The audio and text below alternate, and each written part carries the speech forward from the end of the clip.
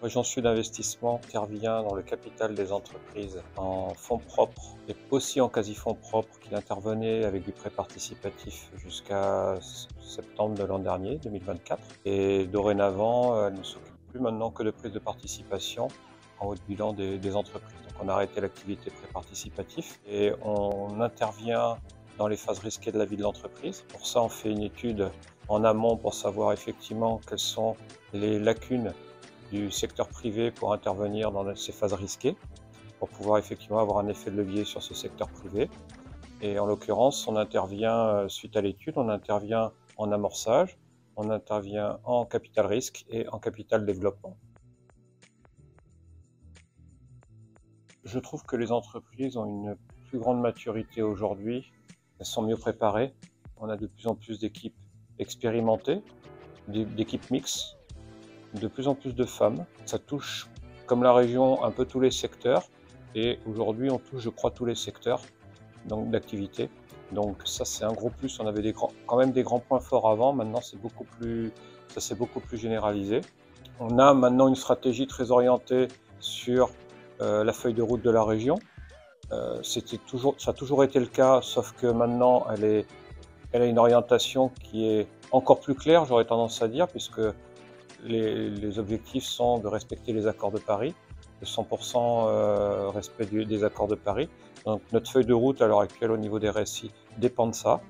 On pensait qu'on allait avoir moins d'entreprises et que ça allait être peut-être plus compliqué parce que c'est un critère d'éligibilité qui était supplémentaire. Il s'avère que non, en fait, quels que soient les secteurs, les entreprises répondent en fait à cette volonté de transition.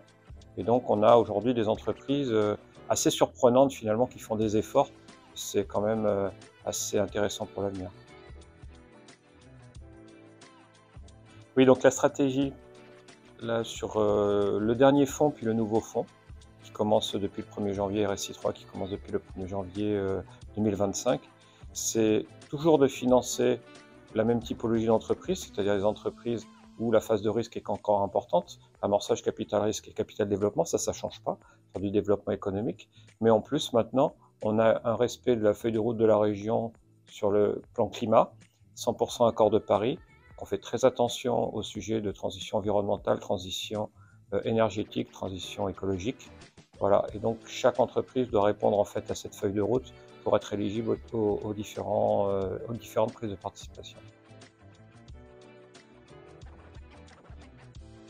Beaucoup de gens se sont posé des questions sur ce qu'on appelle la finance verte. On s'est d'abord appuyé sur ce qu'avait proposé l'Europe au niveau de la réglementation, sauf que la réglementation n'est pas forcément la même pour les fonds dits à impact. Donc il a fallu qu'on fasse notre propre process. Et donc on regarde dans un premier temps l'éligibilité de l'entreprise, à savoir si l'entreprise elle a déjà une vertu à aller vers quelque chose de plus durable. Si ce n'est pas le cas, il faut effectivement qu'elle présente un projet qui s'avère aller vers une transition beaucoup plus durable, beaucoup plus souple. Et après, toutes les années, on demande aux chefs d'entreprise globalement de faire un reporting sur les efforts qui ont été faits. Donc c'est quelque chose qu'il faut qu'il soit mesurable. Donc on essaye effectivement d'accompagner l'entreprise et de la faire évoluer vers les accords de Paris. Rise Partner est un partenaire, j'aurais tendance à dire, de plus en plus présent, parce que de plus en plus localisé partout sur la région. Un partenaire sérieux qui travaille sur le montage de dossiers, qui accompagne les chefs d'entreprise. Donc nous, c'est très précieux effectivement que de gagner du temps dans l'instruction du dossier, parce que si on perd du temps sur l'instruction du dossier, c'est de la trésorerie en moins pour les entreprises. Et donc d'avoir des professionnels, l'accompagnement, c'est très précieux pour nous. Donc Rise, effectivement, a fait ses preuves. On a eu pas mal de projets, on ne les prend pas tous, mais il y a des projets effectivement qui nous ont paru intéressants, dans lesquels on a investi. Et je suis très fier d'être parrain de cette édition de nouveau, très fier de la confiance que m'apporte Rise Partner. Je pense que ça donne beaucoup de visibilité, non seulement aux entreprises lauréates, je dis pas ça parce que j'en fais partie, mais les gens qui travaillent, qui sont avec moi dans les jurys sont de très très bonne qualité. On est assez complémentaires, donc on essaie de regarder effectivement tous les points, les avantages et les inconvénients de chaque proposition.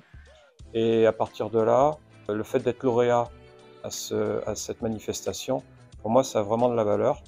Parce que finalement, c'est assez challenging, si je peux m'exprimer ainsi, que d'être lauréat à ces trophées. Donc après avoir été lauréat Ça donne de la visibilité, il y a beaucoup de communication. Rise en plus est particulièrement brillant sur les aspects communication. Donc ça donne de la visibilité aux entreprises et donc de l'attractivité, comme j'expliquais tout à l'heure, à la fois pour les fonds, pour d'autres entreprises potentiellement de venir en région pour venir s'installer quand il y a un écosystème qui est assez complet, assez riche. La feuille de route telle qu'on l'a traduit pour 5 ans. La feuille de route, c'est donc le respect des accords de Paris. Cette feuille de route, pour la réaliser, on aurait pu s'inquiéter, mais finalement beaucoup de fonds s'intéressent effectivement à cette problématique qui nous est chère, c'est-à-dire l'évolution de la société, l'évolution de l'environnement. On sent que là, il y a une forte appétence à l'heure actuelle pour réinvestir dans les entreprises. Donc moi, je suis assez optimiste pour le redémarrage fort de l'année 2025. Trouver effectivement des co-investisseurs privés et de belles levées de fonds pour nos pépites.